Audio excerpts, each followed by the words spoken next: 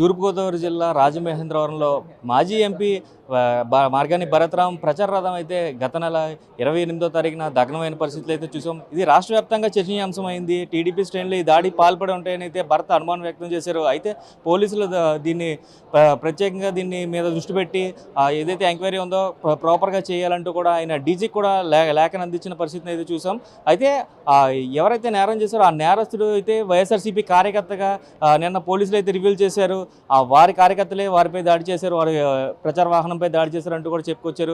అసలు ఆ కార్యకర్త ఎవరు, పార్టీకి చెందినవారా కాదనే విషయాన్ని భరత్ మాటలు అడిగి తెలుసుకుందాం. భరత్ మనతో ఉన్నారు. సార్ చెప్పండి, అసలు ఆ కార్యకర్త ఎవరు, శివాజీ అనేవారు మీ పార్టీలో ఉన్నారా లేరా? ఒకటే అంశం అండి, నిన్న పోలీస్ డిపార్ట్మెంట్ ఇచ్చిన ప్రెస్ మీట్ చూస్తే నిజంగా బాధ అనిపిస్తోంది, ఆశ్చర్యం కలిగిస్తోంది. వైఎస్ఆర్సీపీ కార్యకర్తని ఎట్లాగా స్టేట్మెంట్ ఇస్తారండి? మా ప్రధాన అనుచరుడని ఎట్లాగా మీరు స్టేట్మెంట్ ఇస్తారండి? కరెక్ట్గా నెల రోజుల ముందు పార్టీలో కూడా రాలా, ఎక్కడికి వచ్చి తిరుగుతూ ఉండేవాడు. ఏమంటే మనం ఇలా చేయాలి అలా చేయాలి, అన్నయ్య గారు బాబాయ్ గారు అని వరుసలు కలుపుతూ వచ్చేవాడు. అసలు నెల రోజుల ముందర వచ్చినవాడు అసలు ఇంత అవసరం ఏంటి? ఈ వచ్చి వెహికల్ తగలబెట్టే అంత అవసరం ఏంటి? నేను ఒకటే సూటిగా ప్రశ్నిస్తూ ఉన్నా. నేను పోలీస్ డిపార్ట్మెంట్ కూడా సుమారుగా 28వ తారీఖున 7 గంటల నుంచి 10 గంటలు తాగిన వ్యక్తి మద్యం సేవించాడని చెప్తున్నారు. 3 గంటలు తాగిన వ్యక్తి ఒక్కడు ఇంత కార్యక్రమం చేయగలుగుతాడా? 3 గంటలు తాగిన వ్యక్తి ఏమవుతాడు? సొమ్మసిల్లి కింద పడిపోతాడు. 3 గంటల పాటు 7 గంటల నుంచి 10 గంటలు అంట.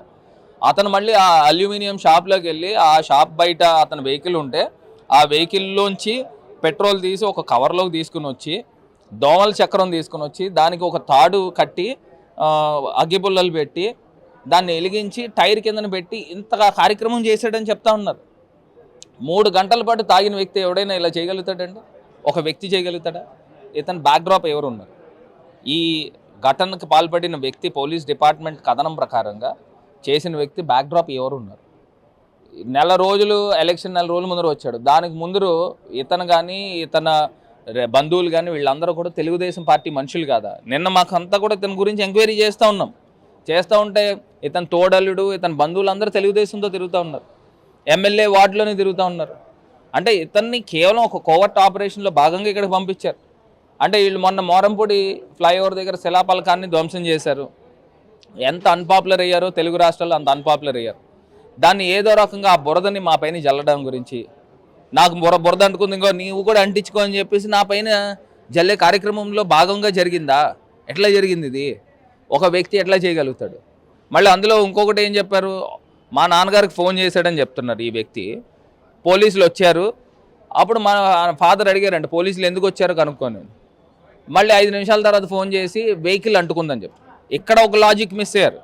ఎవరైనా ఫస్ట్ ఫోన్ చేసినప్పుడు వెహికల్ అంటుకుందని చెప్తారు, పోలీసులు వచ్చారని చెప్పడం ఏంటి? రెండోసారి 5 నిమిషాల తర్వాత అంటుకుందని చెప్పడం ఏంటి?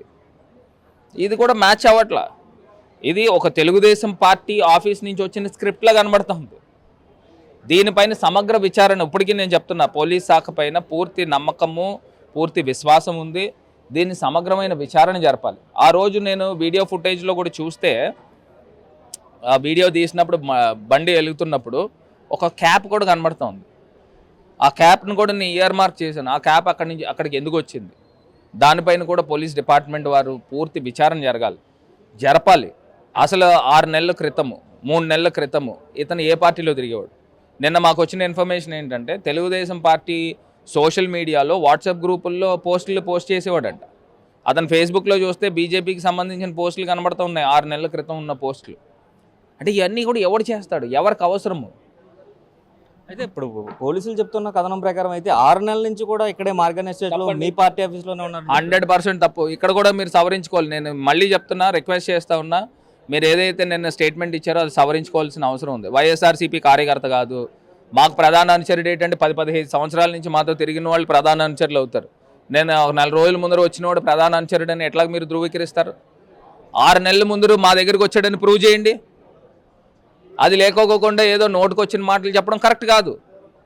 నేను మళ్ళీ with due respect on police department I'm requesting and appealing to the department, మీరు సమగ్రంగా విచారణ జరపండి, పూర్తి స్థాయి లోతు ఎంక్వైరీ చేయండి, ఎంక్వైరీ చేసి నిజాలు బయటపెట్టండి. నేను మళ్ళీ కూడా చెప్తున్నా, నా పైన ఏదైతే ఇప్పుడు నింద వేస్తూ ఉన్నారో, నేను నా యొక్క నిజాయితీని సచ్చీలతని ప్రూవ్ చేసుకోవడానికి నేను రెడీగా ఉన్నా. నేను నేరుగా వచ్చి సత్య ప్రమాణం చేయడానికి సిద్ధంగా ఉన్నా. మేము దేవుడి పైన నమ్మకము విశ్వాసము పూర్తి స్థాయిగా ఉంది. మేము ఎంత నమ్ముతామని అంటే దేవుణ్ణి, మేము ప్రతి సంవత్సరము శ్రీరామనవమి చేస్తాము, అన్ని కార్యక్రమాలు చేస్తాం. పొద్దున్న లేచి దండం పెట్టుకోకుండా బయటికి రాము. అలాంటి వ్యక్తులు మా పైన మీరు ఈ రకమైన నిందలు వేస్తూ ఉన్నారు. నేను సత్య ప్రమాణం మార్కండేయ స్వామి గుడి దగ్గరికి వచ్చి ప్రమాణం చేయడానికి సిద్ధంగా ఉన్నా. ఎమ్మెల్యే వాళ్ళ కుటుంబ సభ్యుల ప్రమేయం ఉందా లేదా మీరు ప్రమాణం చేయడానికి సిద్ధంగా ఉన్నారని ప్రశ్నిస్తూ ఉన్నా. అయితే ఆదిరెడ్డి వాసు కూడా మీ మీద మీరే దాడి చేసుకున్నారు. ఇలాంటి కొత్త సంస్కృతికి రాజమండ్రిలో ఒక సాంప్రదాయం తీసుకొచ్చారు అని చెప్పి మీ మాటలు మీకే అప్పచెప్పే విధంగా మీ వీడియోని పెట్టి కూడా ఒక వీడియోని రిలీజ్ చేశారు. దానికి నేను ఒకటి చెప్తానండి, నేను ఇందాక చెప్పా, మోరంపూడి ఫ్లైఓవర్ దగ్గర ఎంత అన్పాపులర్ అయ్యాలో అంత అన్పాపులర్ వాళ్ళు అయ్యారు. ఇప్పుడు ఏదో రకంగా నన్ను అన్పాపులర్ చేయాలి అంటే, మా వెహికల్ మేమే తగలబెట్టేసుకున్నాము, మేమే ఇచ్చేసుకున్నాము అనే కార్యక్రమంలో ఇంత కుట్ర. అసలు రాజమండ్రిలో ఈ విష సంస్కృతి ఎప్పుడు లేదు. నేను 5 సంవత్సరాలు ఉన్నప్పుడు ఎప్పుడైనా జరిగినాయి అండి ఈ ఘటనలు? ఎప్పుడైనా జరిగినాయి? వీళ్ళు వచ్చాక జరుగుతూ ఉన్నాయి. అంటే దీంట్లో బ్యాక్డ్రాప్ ఎవరున్నారనేది అర్థమవుతూ ఉంది.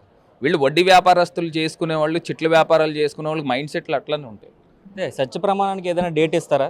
ఈ డేట్న వద్దామా? ఇప్పుడు నేను చెప్తున్నానండి, ఇప్పుడు ఉన్న పళంగా నేను వెళ్ళి సత్య ప్రమాణం చేయడానికి నేను సిద్ధంగా ఉన్నా. ఎమ్మెల్యే వాళ్ళ కుటుంబ సభ్యులు సిద్ధంగా ఉన్నారా అని నేను సూటిగా సవాల్ విసురుతా ఉన్నా. పోలీస్ డిపార్ట్మెంట్ ఏ కోణంలో ఎంక్వైరీ చేయాలని మీరు కోరుకుంటున్నారు?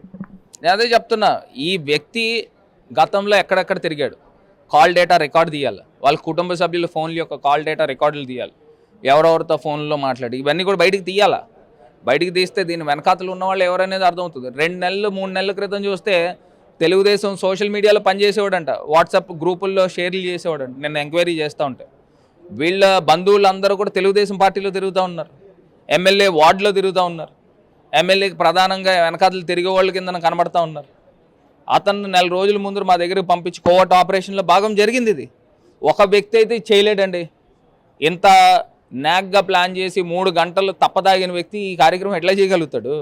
అయితే ఇప్పుడు 2 నెలలు 3 నెలల ముందు మీ దగ్గరికి వచ్చిన వ్యక్తి ఎలక్షన్ అయిపోయిన తర్వాత కూడా, వాసు నగ్గిన తర్వాత కూడా మీ దగ్గరే ఎందుకు ఉండాలి అంటే ఏం చెప్తారు? అదే నేను చెప్తున్నా, ఇప్పుడు సింపతి కోసం నేను ట్రై చేసామని అతను చెప్తున్నాడు కదా. ఈ రకంగా మమ్మల్ని ఇంత దుష్ప్రచారం చేయడానికి ఒక వ్యక్తిని పెట్టుకున్నాడు. ఇంకా నేను వెతుక్కోవాలా, నా చుట్టుపక్కల ఉన్న వాళ్ళు ఇంకెంతమంది కోవర్ట్లు ఉన్నారో వెతుక్కోవాలి. ఇది మార్గాన్ని భర్త చెప్తుంది. కోవర్ట్ ఆపరేషన్ చేశారు. 2 నెలల ముందు వచ్చిన వ్యక్తి ప్రధాన అనుచరుడు ఎలా అవుతారంటూ కూడా ఆయన ప్రశ్నిస్తున్న పరిస్థితి ఉంది. పోలీస్ డిపార్ట్మెంట్ని తిరిగి ఎంక్వైరీ చేయాలంటూ కూడా ఆయన రిక్వెస్ట్ చేస్తున్నారు.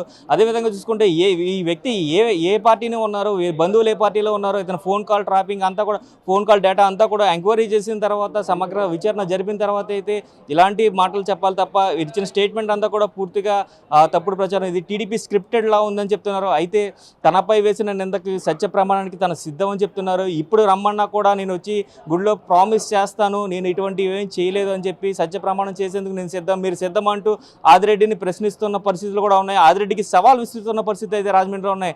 కెమెరామెన్ విజయ్తో శంకర్, RTV, తూర్పుగోదావరి జిల్లా. మరిన్ని వీడియోస్ కోసం ఛానల్ ని సబ్స్క్రైబ్ చేయండి. లేటెస్ట్ అప్డేట్స్ కోసం వాట్సాప్ ఛానల్ ని ఫాలో చేయండి. అండ్ లింక్ డిస్క్రిప్షన్ లో ఉంది.